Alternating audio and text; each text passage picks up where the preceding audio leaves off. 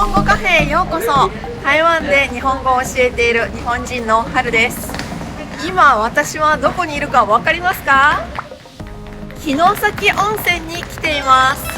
この城崎っていう町はすごく特別で、町全体が一つの民宿、一つの旅館になっているっていう概念があるんです。どういうことかっていうと、普通は一軒の旅館の中でこの中にある温泉に入りますよね。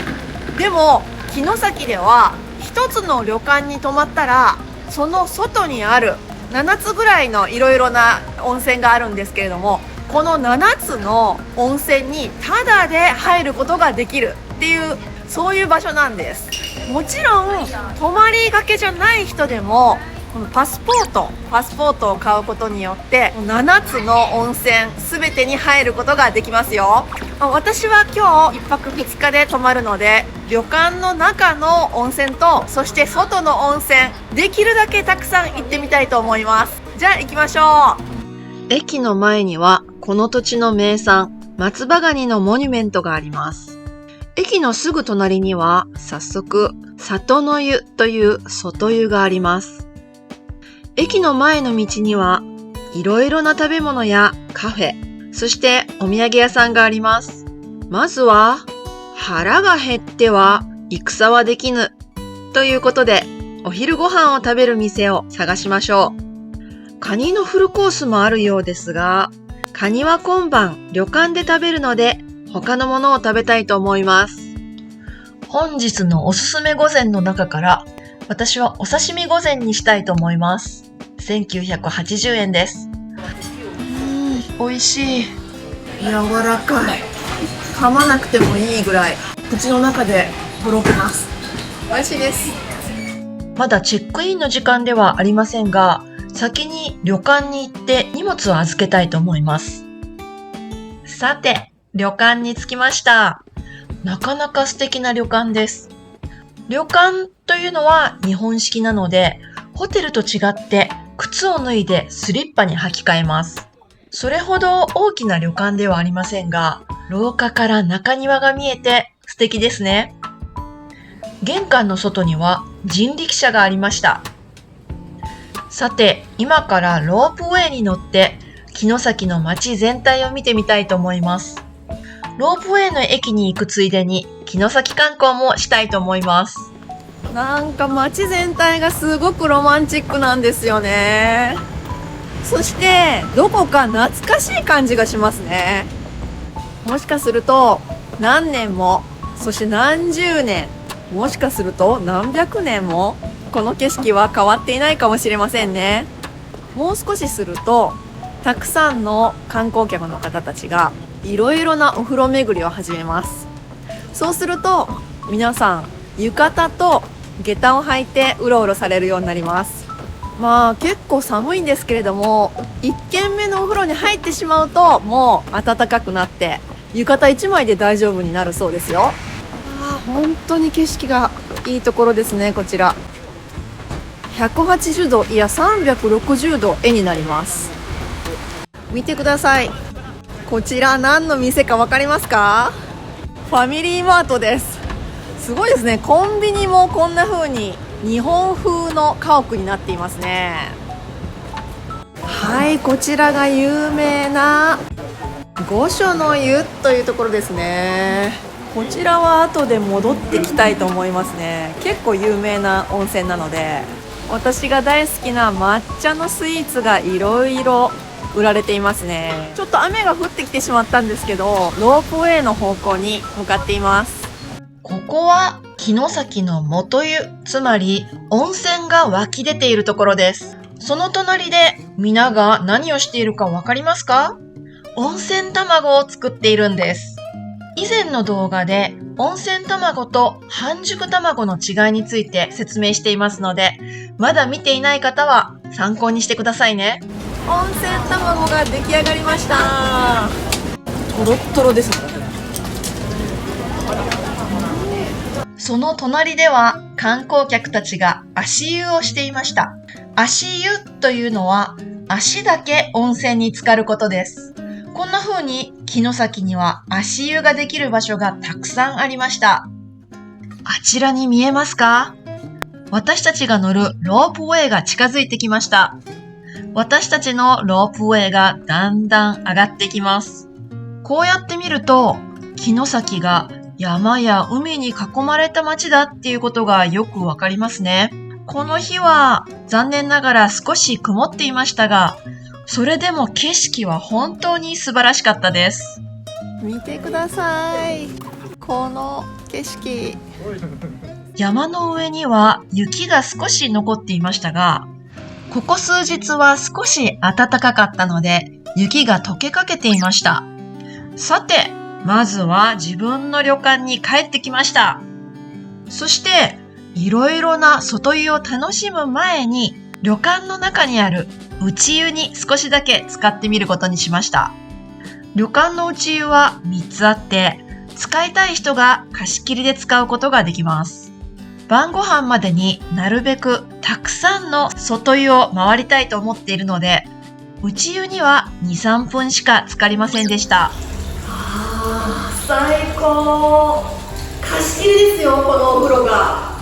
私たちの旅館では自分の好きな浴衣を選ぶことができました。はい、着替えてきました。どうですか？じゃあ7つのいろいろな温泉いくつ行けるのでしょうか。この入浴券を持っていれば今日とそして明日の3時半までは温泉に入り放題です。さあ、じゃあ頑張って温泉に入ってきます。今回は冬だったので、浴衣は旅館指定の男女共通のデザインのものにして、その上に羽織る斑点という羽織物を選びました。街に出ると浴衣姿で外湯巡りをしている人たちがたくさんいました。お風呂に入る前はすごく寒いですけど、今から温まるぞ。夕方になってくるとなんか街全体もすごくロマンチックになってきました。はい、1軒目に来ました。まず最初に着いた外湯は柳湯です。7つの外湯の中では規模は小さめです。はい、柳湯から出てきました。びっくりしたのはお湯の温度が結構高くて、最初暑くてドボンと入ることができなかったんです。1分2分ぐらいしてからゆっくり入ることができました。でも温度が高いので長い時間入っていることができなかったです。で、びっくりしたのは中で若い女性たちのグループがいたんですけど、台湾人のお客さんでした。こんなところまで台湾から旅行に来られているんですね。なんかちょっと嬉しくなりました。じゃあ次の温泉に行きましょう。はい、2番目の温泉は一の湯というところです。ネーミングからするとここに1番に来るべきだったかもしれませんけれども、一の湯ですが2番目です。さっきのところよりも結構大きいみたいですね。じゃあ入ってみます。一の湯は屋内にも温泉があって、屋外にも露天風呂があるという贅沢な温泉でした。はい、一の湯に入ってきました。もう体中ポカポカです。最初旅館を出るときには私はこの浴衣の下にババシャツを着て、ババシャツっていうのはシャツの下に着る薄いシャツのことなんですけど、ババシャツを着て、そしてスパッツを履いて、そして足袋を履いて、足袋っていうのは日本風の靴下ですね。足袋を履いて出てきたんですけど、今は素足です。すごく広々として気持ちいいお湯でしたよ。さて、夕食の時間になったので一旦旅館に帰ります。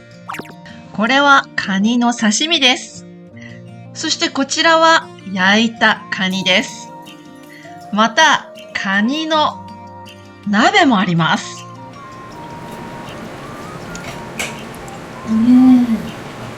そして知ってますか？カニビールっていうものがあるんですよ。私も今回初めて知ったんですけど、カニビールの中にはカニが入っていますというのは嘘です。これはカニの料理にすごく合うように作られたビールだそうです。だから中にカニは入っていないんですけれど、こんな感じで見た目は黒ビールみたいですね。美味しい。これ女性も好きだと思います。ちょっと気のせいかもしれないですけど、バラの香りがしました。すごく美味しいです。では再び温泉巡りの旅に戻りたいと思います。はい、ご飯も食べてお腹いっぱいになったところで、ようやく3軒目にやってきました。3軒目はこちらです。後ろに見える曼荼羅の湯です。はい、曼荼羅の湯に入ってきました。これまで入った温泉の中では一番水温が高かったような気がします。もしかしたら体が冷え切っていたので、入った時にすごく熱く感じてしまったのかもしれません。暑いのが苦手な人にはあまりおすすめできません。はい、今日の4軒目のお風呂にやってきました。自分が泊まっている旅館の内湯を合わせると5軒目になりますね。内湯が1軒、そして外湯が4軒ですね。もしかして今日はこれが限界かもしれません。この4軒目は御所の湯という温泉です。入ってみます。はい、今日の4軒目に入ることができました。この御所の湯、最高でした。今まで入った温泉はちょっと暑すぎたりとか、あとは結構狭くて人がいっぱいであまりたくさんの人が入れなかったりしたんですけど、ここの御所の湯は結構広くて、脱衣所も結構ゆったりと使うことができました。しかも入ったらそこは 100% 露天風呂だったんですね。その露天風呂の風景もすごく良くて、上から滝が流れてくる風景が見えました。もし時間がないっていう方は、もうとにかくこの御所の湯に来たら間違いありません。はい、皆さんおはようございます。昨日は旅館の中の内湯を1つ、そして旅館の外の外湯を4つ楽しむことができました。まだ行っていない温泉が2軒あります。できる限り回りたいと思います。じゃあ行きましょう。5つ目の外湯、地蔵の湯にやってきました。ちょっと近くで工事をしているので、声が聞こえにくいかもしれませんけれども、今日が旅行2日目になりますけど、今日初めてのお風呂になります。行きましょう。はい、5軒目の外湯入ってきました。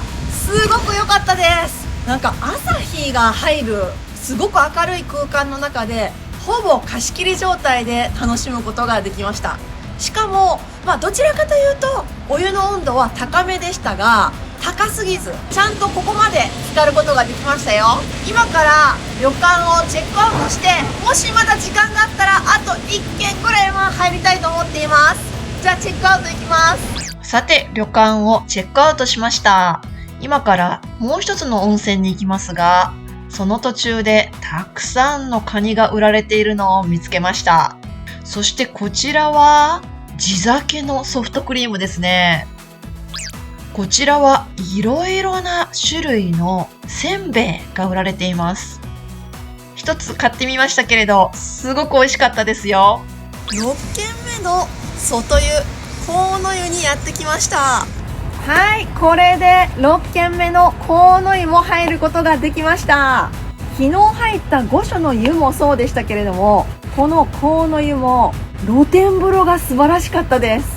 結構露天風呂の部分が小さい温泉も多かったんですけど、この御所の湯と今回の河野湯は露天風呂が広々としていて、大自然の中で温泉を楽しめたっていう感じがします。